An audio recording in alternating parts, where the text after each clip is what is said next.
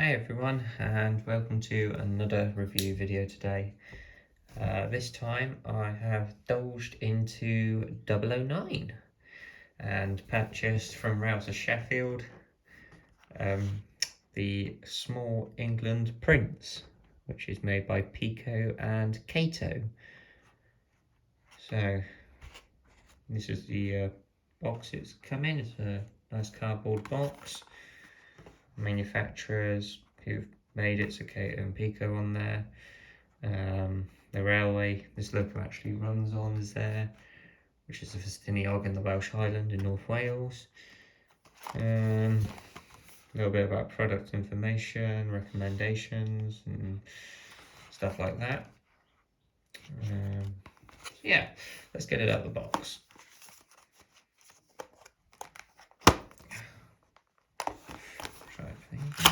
That's better. So that just slides it out nice and easily with its polystyrene plastic protector cover. What have we got? Usual standard instructions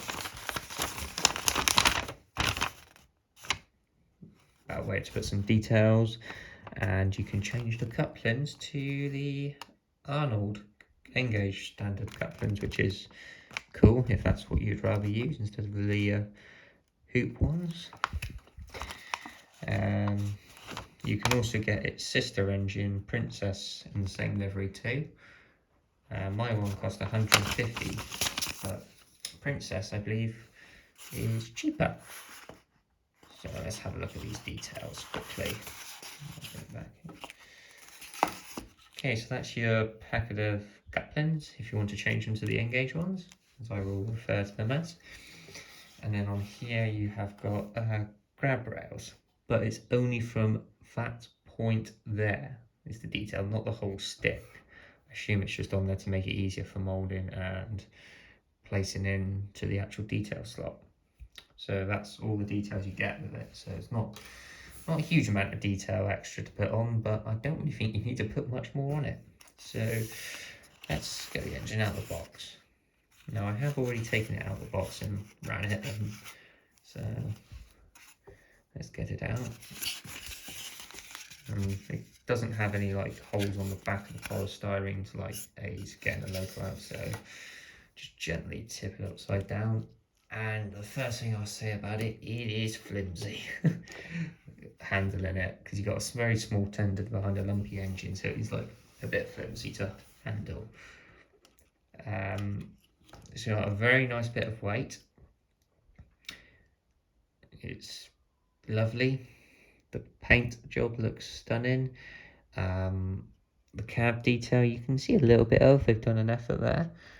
You can even look through the back door there. It's got vacuum pipes fitted to it. And it's just a lovely model and representation of the real thing. The detail's not too delicate, so like there's not too much over detail on it. It's just like got the right amount to me. And then it's all-wheel pickup.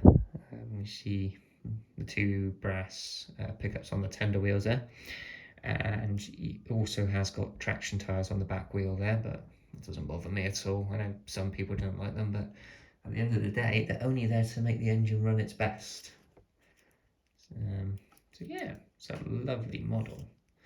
So let's put that down for a minute and take a look at what else I have got for it. I also purchased some Slate Wagons. These are the Bachmann versions based on the Slate Wagons at the Tallaght Railway, I believe. I could be wrong on that, but yeah, standard Bachmann box. Nothing really special about the box, apart from it's green instead of blue. But let's get them out. So in the usual plastic tray to hold them in. Not really much holding the wagons in apart from when the lid's down, really, as you saw then. They rolled off quite quickly, and a little bit flimsy to get out. Let's have a look.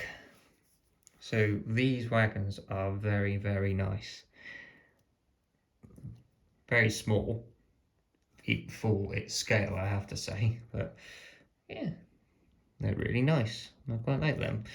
So you get 3 in a box, and they've done 2 versions of these. There's a red pack of 3 out, and the grey pack.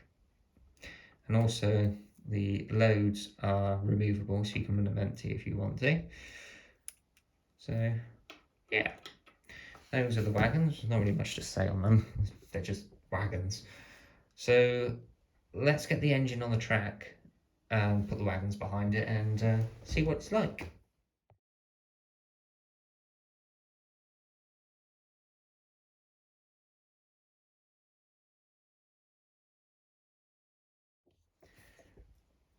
So here we have them on the track. Got like a nice little prototypical slate train that ran on the Festinial car. So let's get it going and see how it performs.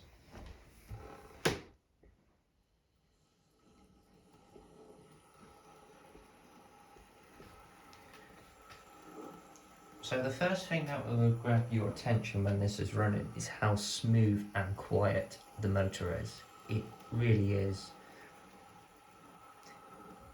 There's no jerkiness when you pull off. It's just an absolutely smooth engine. The track it's running on is from Peco. It's fast radius and comes in this sort of packaging if you're interested. And it is the ST412 pack of 4. They only make number 1 radius at the moment, and you need 2 packs to complete a circle. So only 1 pack does half a circle.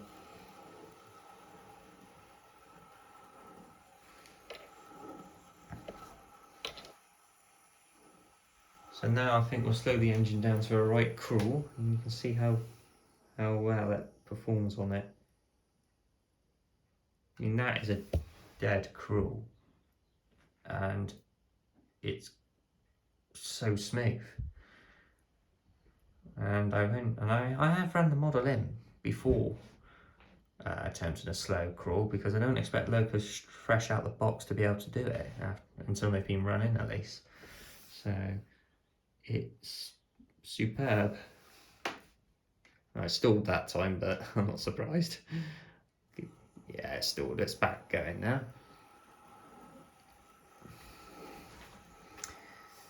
Now, I have had one bug with this model, and I would like to always think every loco out there that's made has a bug, because nothing is perfect. In my opinion, you cannot make the most perfect thing and not let it be faultless, because if everything was always faultless, it just takes the fun out of it. I feel you've got to have that one disadvantage or bug about it to make it a perfect model. That's what I think anyway.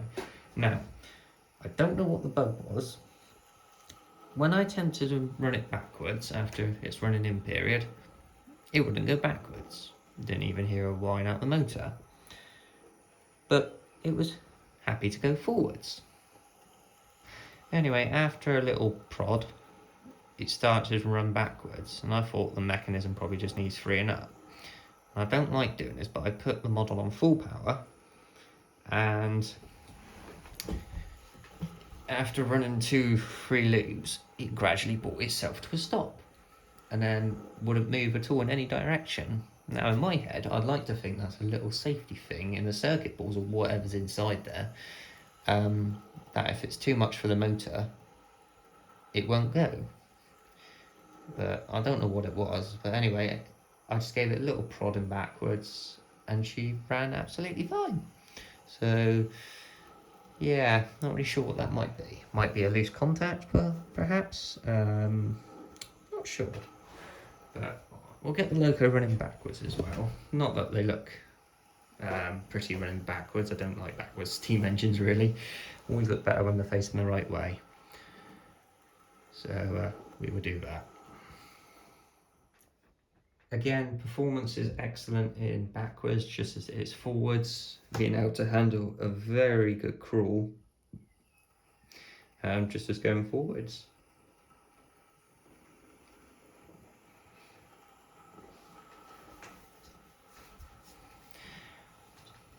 So the inspiration to sort of come to buy myself a narrow gauge engine for 009 has kind of really come from a few places. I'm being drawn to it by the fact I feel the market for 009 has opened up a lot more, so it's easier to get hold of stuff now than it was like 10 years ago. I mean, you've got Helljan have bought out the Linton and Barnstable, Lynn and Yo class. Peco have bought this one out. Bachmann have done the double fairlies, the War Department engine, and they've got the Quarry Hunslets coming out, which after seeing the demonstration model at Alexander Palace Railway Show, they look absolutely stunning, and I definitely would like to get a Quarry Hunslet. Now, they are my favourite narrow gauge type of locos, even though Blanche really is my favourite for Stiniog engine. So it's the access and also its size. It's like N-gauge for me. Well, it runs on N-gauge track anyway, it's just to a different scale. You can get a lot in a small space. And also, after seeing my brother's double fairly from Bachmann, it performs just as good as Prince here. So, yeah, those are a few places. One layout I have been inspired by really is by Western Signalman. He's been building a 009 gauge layout. Been following that, always enjoying the videos he does on it and tutorials. So yeah, it really is drawing me at the moment. I'd like to get some more Slate Wagons for this loco, but they're sold out everywhere at the moment because of how popular it's been, so just got to wait for them to come out. I'd like to get some more track, and maybe at some point I might start building the layout. I would probably get a double fairly, however what livery I don't know. Either a red maroon one like this one, or maybe one of the green ones, but we'll see. I hope you enjoyed this review video, and if you're buying one of these locos, I do hope yours comes working and it's not been part of the batch that unfortunately has turned up broken, which Peco have announced, but these things happen. It's just unfortunate and annoying. So yeah, hope you enjoy running your model of Prince just as much as I do, and until the next video, I might do another 009 one when I get something, but until then, I'll see you around. Thanks for watching.